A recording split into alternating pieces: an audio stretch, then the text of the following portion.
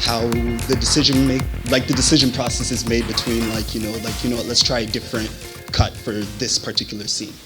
Yes. Okay. So that's a good example of that's the filmmaking process, like in a nutshell, in terms of, you sometimes you will write or shoot or edit something, and then what's important is that you stop and look at it and go, okay, does this work?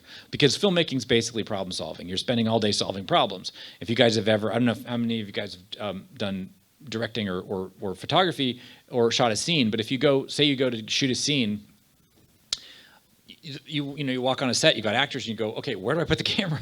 Where do I put the actors? What do they say? I mean, you know what they say, and you know what the scene's about. Usually you know a little bit about the set. Maybe it's, a desk and two people, but where do you put them? And there's so many questions when you start. And then by the end of the day, you have a bunch of footage. And then you send it to the editor, and the editor has to go, okay, well, now which shot do I start with? What do I cut to first? And that asking, like, and those are all problems to be solved, but they're also, that's literally why we do make movies, is like these puzzles that are really fun to solve. And so I think that just to talk about what you're talking about, we put the movie together, and we had a different sequence on Vormir with Natasha and Clint.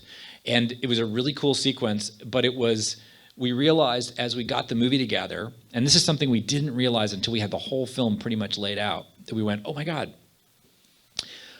We just realized that we were making this movie about the original 6 Avengers. And we said to ourselves, okay, this is really all about those original 6 Avengers. And look what's going on. This is fascinating. Tony Stark is a guy who started as he was selfish, and he only lived for himself. And by the end of this movie, he gives himself away. He makes an ultimate sacrifice for his plan and his family. Here's Cap, the guy who's selfless, only about his job. By the end of the movie, he makes the decision to have a life and to take a little bit for himself. Here's Clint, who's lost his family, has to get them back at all costs. And his arc is so singular because he's introduced only in the second movie that's where we know he's headed to that end point. Banner is a guy who struggled with his dual personality. Now he's fused them, and that's given him the ability to contribute to this process, so he can make the first snap, and he has the strength to do that. But he also has the intellect to bring the time machine. So it's like he's solved his problem in some way by fusing his personalities. Thor, who has lost terribly and has gone terribly wrong with his diet and his exercise program. He goes to his mom, and he has that moment where he realizes that his arrogance and his self-involvement is not. He can give it up, and he can move on, and he can find his own path. So we're going through this, and we go, Natasha, what's going on with her? And we realized that in the original draft of the movie that we had a plan for her arc, and it was not clear.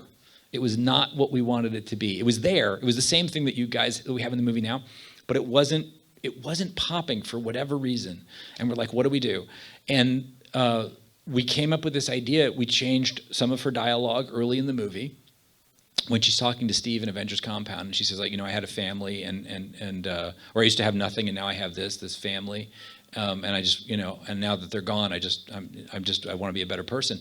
It's basically her arc from Avengers 1, where she says, I've got a lot of red in my ledger, I'm just trying to wipe it out. That's when we hit on it. We're like, that's got to be clear to the audience that idea of the guilt that she's felt for the things that she's done, that has to have some sort of emotional cathartic moment at the end, or we're going to cheat the audience in her death. It's not going to mean what it needs to mean for them. So we said we got to ratchet up that emotion, and it's not a fight that's going to get us there. It's an emotional connection with Clint, who she's had a relationship with throughout the movies. So I think we basically realized the movie needed that emotion more than it needed an action sequence. And Joe and Anthony are so gutsy and so brave to say, you know what, this needs to be about feeling and not about viscera.